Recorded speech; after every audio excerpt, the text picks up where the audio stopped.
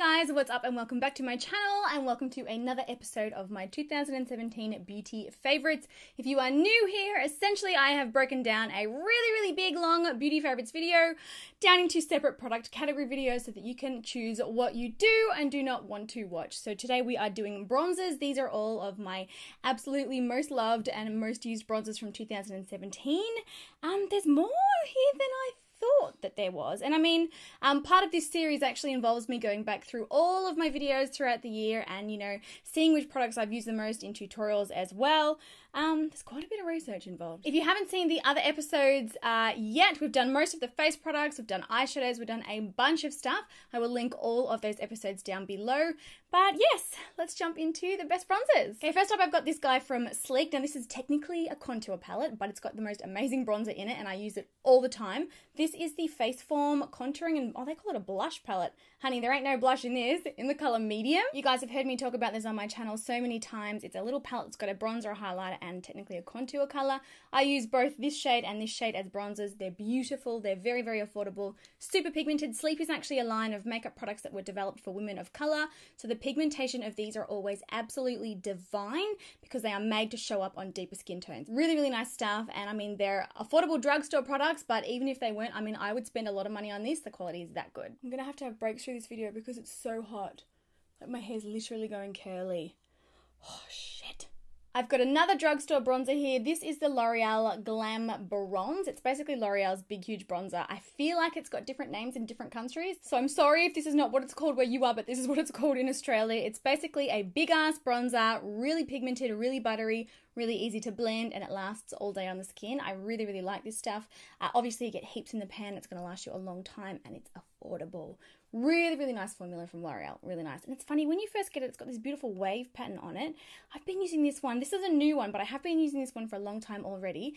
This bronzer packs that much of a punch that it barely looks like I've touched it. Like, it looks brand new. This stuff is good. Okay, next up I've got this one by Bare Minerals, and this was actually a 2017 release. This is their Invisible Bronze Powder Bronzer. I've got the shade Tan. I freaking love this stuff. It's a really beautiful, it's kind of like a mineral baked bronzer. It is so silky smooth. It's so easy to blend. It reminds me of like Hourglass kind of formulas. It's the perfect mixture of cool tones and warm tones. It is just absolutely divine and so easy to blend. If you're a beginner and you're having trouble blending out your bronzers and your contours and things like that, try this one out because I feel like it doesn't matter how much you pack on. You could literally go all day. You could put the whole compact on your face. Somehow it still always turns out looking amazing. Like, this stuff is legit. Okay, next up I've got this one by NARS, and this is actually the Casino bronzer. Most people are majority a fan of the Laguna bronzer. Throughout 2017, I didn't really find myself reaching for the Laguna. I consistently reached for the Casino. The Casino is kind of like a little bit deeper, perhaps a little bit more of a warmer undertone. Sometimes I find that the Laguna bronzer shows up a little bit grey on my skin. It's just a little bit too cool tone for me because I've got such strong yellow undertones.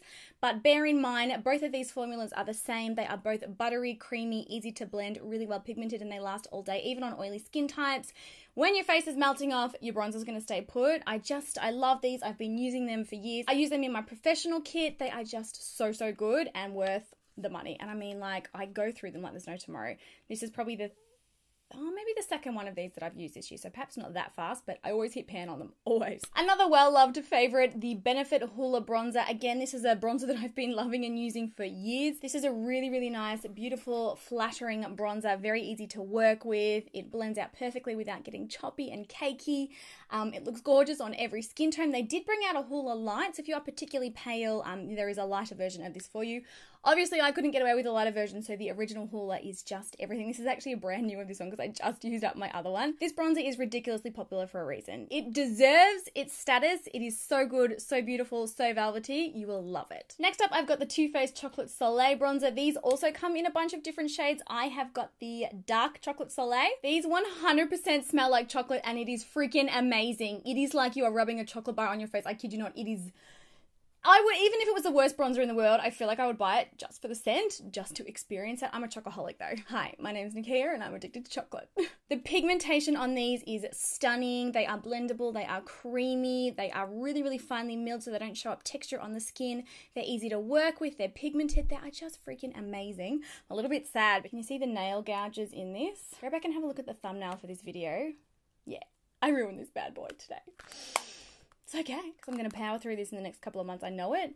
and basically buff that entire mark out. Yep.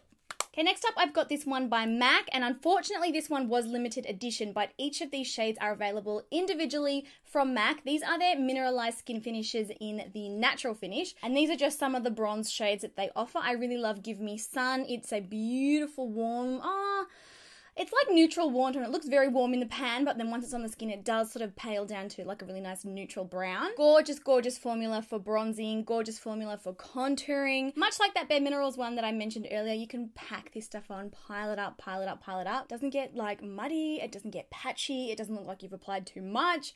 It's just a really good, like friendly, easy product to use. I traveled all over Australia with this year, and I mean, it looks like it's barely been touched. Like, are you kidding me? I flogged this like daily. It's got a tiny little dent in it, but I mean, these guys will just last you forever.